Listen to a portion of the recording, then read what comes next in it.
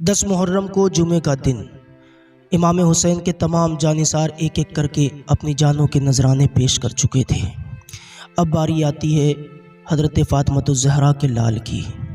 حضرت فاطمۃ الزہرا کے لال کی باری آتی ہے۔ کون حسین؟ وہ حسین جس نے اپنے بیٹے کا لاشا اپنے گود میں اٹھایا ہو۔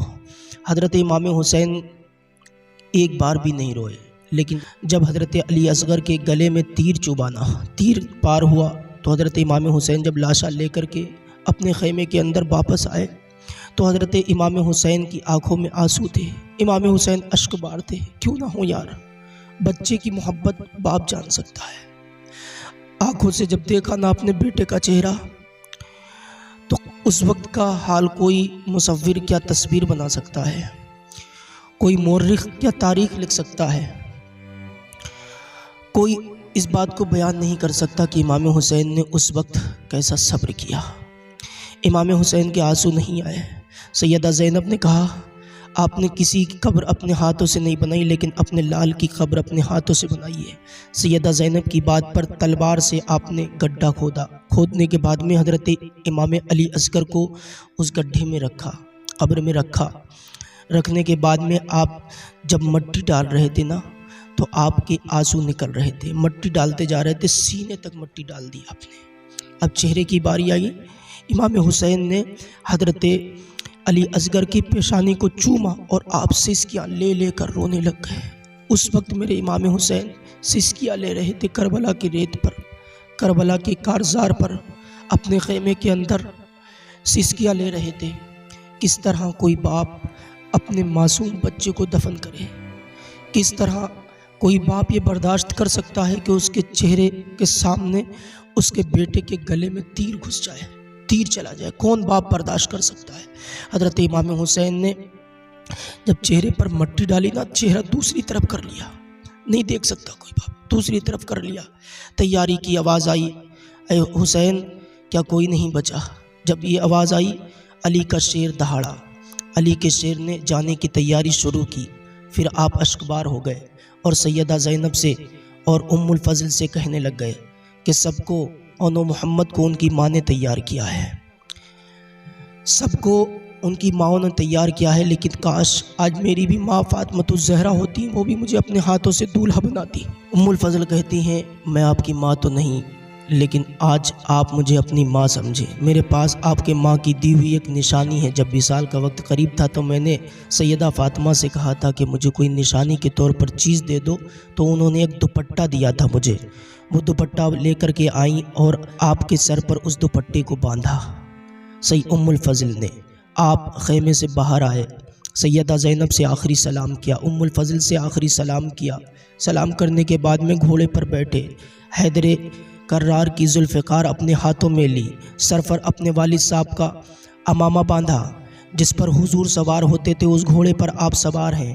گھوڑے کو ایڑ لگاتے ہیں، 11 مرتبہ آپ نے کتابوں کے اندر آیا ایڑ لگائی، لیکن گھوڑا آگے نہ بڑھا۔ جب آپ نے زین سے اپنے پیر کو نکالا تو گھوڑے سے کہا کہ اگر تو جانا چاہتا ہے، میں جانتا ہوں تو ایک جانور ہے، لیکن میں جانتا ہوں کہ تو بھی 3 دن سے پیاسا ہے، بھوکا ہے، اگر جانا چاہتا تو چلا جائے۔ لیکن گھوڑا اشارے سے منع کر رہا ہے کہ میں کیسے آپ کو چھوڑ کر کے چلا جاؤں۔ ابھی گھوڑا بڑھ نہیں رہا تھا کہ حضرت سکینہ خیمے کے باہر آ کر کے ابا جان کی طرف اشارہ کر رہی ہیں، ابا جان آخری بار مجھ سے ملاقات کر لیجئے۔ جب حضرت امام حسین نے سیدہ سکینہ کو دیکھا تو آپ سیدہ سکینہ کے پاس آئے۔ سیدہ سکینہ چپٹ گئیں، رونے لگ گئیں، ابا جان مجھے آپ کہاں چھوڑ کر کے جا رہے ہیں؟ مجھے آپ وہاں چھوڑ کر کے جا رہے ہیں جہاں سے آج تک کوئی واپس نہ آیا۔ ابا جان مجھے چھوڑ کر کے نہ جائیے۔ کہا ابا جان ایک میری آخری خواہش ہے، آپ حالت رکوع میں جس طرح جاتے تھے اس طرح آ جائیے تاکہ میں آپ کی پیشانی پر بوسہ لے لوں، آپ کے رخسار کو چوم لوں، آپ کے حلق کو چوم لوں، آپ کے سینے کو چوم لوں۔ حضرت سیدہ سکینہ رضی اللہ تعالی عنہا نے جب یہ کہا، امام حسین حالت رکوع میں آ گئے۔ چھوٹی سی بچی، دیکھتے ہو نا جب باپ پردیش جاتا ہے تو چپٹ جاتی ہے، بابا جان آپ مجھے چھوڑ کے نہ جائیے۔ بیٹیوں کی محبت کوئی کیا بیان کر سکتا ہے۔ حضرت امام حسین حالت رکوع میں آ گئے۔ سیدہ سکینہ نے آپ کے پیشانی پر بوسہ لیا، گالوں پر بوسہ لیا، سینے پر بوسہ لیا، حلق پر بوسہ لیا، کہا ابا جان یہ جو میں نے پیشانی پر بوسہ لیا یہ میری ماں کی طرف سے ہے، جو رخسار پر آپ کے بوسہ لیا یہ میری بابا جان کی طرف سے، حضرت مولا علی مشکل کشا کی طرف سے ہے، جو آپ کے گلے پر چوما یہ آپ کے نانا حضرت آقا محمد رسول اللہ کی جانب سے ہے، جو آپ کے سینے پر میں نے چوما ہے امام حسن کی جانب سے ہے۔ سیدہ کو آپ نے تسلی دی دے کر کے آپ میدان کارزار کی طرف چلے جاتے ہیں۔ امام حسین میدان کارزار میں گئے، ذوالفقار حیدری چمک رہی تھی، آپ دشمنوں کے نرگے میں گئے، آپ نے ایک خطبہ دیا کہ تم جانتے ہو میں کون ہوں، میں اسی نبی کا بیٹا ہوں جس کا تم کلمہ پڑھتے ہو، اسی علی کا لال ہوں جس نے نہ جانے اسلام کے لیے کتنی قربانیاں دیں، کتنی جنگیں اسلام کے لیے کی، اگر علی نہ ہوتا تو ممکن نہیں تھا کہ کوئی جنگ کامیاب ہو جاتی۔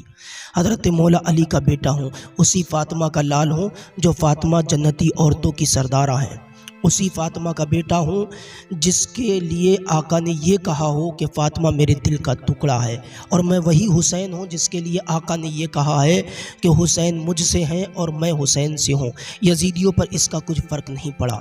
حضرت امام حسین نے جب یہ خطبہ دیا تو کوئی بول تو نہیں رہا تھا لیکن کوئی فرق نہ پڑا۔ کوفہ والوں سے کہا تم نے مجھے دھوکے سے بلایا اور مجھ کو شہید کرنے کے ارادے سے تم مجھ کو یہاں لے کر کے آئے، تم نے مجھے دھوکہ دیا، قیامت میں حضور کو کیا منہ دکھاؤ گے، اللہ کو کیا منہ دکھاؤ گے؟ حضرت امام حسین نے کہا تم نے میرے چھوٹے چھوٹے بچوں کو قربان کیا، شہید کیا، میں نے کچھ نہ کہا، اب بھی وقت ہے توبہ کر لو، توبہ کا دروازہ کھلا ہے۔ لیکن وہ یزیدی ان کے دلوں پر مہر لگ چکی تھی کہ وہ امام حسین کو قتل کر دے، امام حسین کو شہید کر دے، ان کے دلوں پر مہر لگی ہوئی تھی۔ امتحان خدا تھا۔ اللہ اکبر، کس طرح ظلم ہوا حضرت امام حسین پر۔ حضرت امام حسین جنگ کے میدان میں جدھر نکل جاتے تھے لاشوں کے ڈھیر نظر آ رہے تھے۔ حیدر کرار کی ذوالفقار چل رہی تھی، قسم خدا کی جب حیدر کرار کی ذوالفقار چل رہی تھی تو ایسا لگ رہا تھا جیسے فاطمہ کا خون بول رہا ہو۔ ذوالفقار حیدری چل رہی تھی، ایسا لگ رہا تھا شجاعت مولا علی مشکل کشا کے بازوؤں میں آ گئی ہے۔ حضرت امام حسین جس جانب جا رہے تھے گاجر مولی کی طرح یہ یزیدی کٹ رہے تھے۔ کتاب کے مطابق 68 یزیدیوں کو فنا فی النار کیا حضرت امام حسین نے۔ ابن زیاد نے کہا ایسے یہ نہیں ہاریں گے، اکٹھا ہو جاؤ، یکجا ہو جاؤ، ان پر ایک جا بار کرو، ایک ساتھ ہو کر کے بار کرو۔ تیروں کی بارش ہوئی، امام حسین کا جسم چھلنی ہو گیا، امام حسین کا جسم چھلنی ہو گیا۔ آپ گھوڑے سے نیچے آئے، یزیدیوں نے کہا اب بھی چاہتے ہو کہ ان پر قبضہ کر لیں، قابض آ جائیں تو اذان سنا دو۔ اذان پڑھی گئی۔ حضرت امام حسین نے پوچھا کون سا وقت ہے؟ ظہر کا وقت ہے۔ حضرت امام حسین نے کہا مجھے 2 رکعت نماز پڑھ لینے دو۔ حضرت امام حسین 2 رکعت نماز پڑھنے کے ارادے سے جیسی سجدے میں گئے، شمر اور خولی اور ایک اور یزیدی، ان تینوں یزیدیوں نے وار کیا، اس لیے کہ اگر سجدے سے علی کا لاڈلا واپس آ گیا تو ایک بھی زندہ نہ بچے گا۔ امام حسین کے سینے پر چڑھ گیا، آپ کی گردن تن سے جدا کر دی۔ امام حسین اس دنیا کو، دنیا کے پردے کو الوداع کہہ کر کے آپ دنیا کی نظروں سے اوجھل ہو گئے۔ اللہ اکبر۔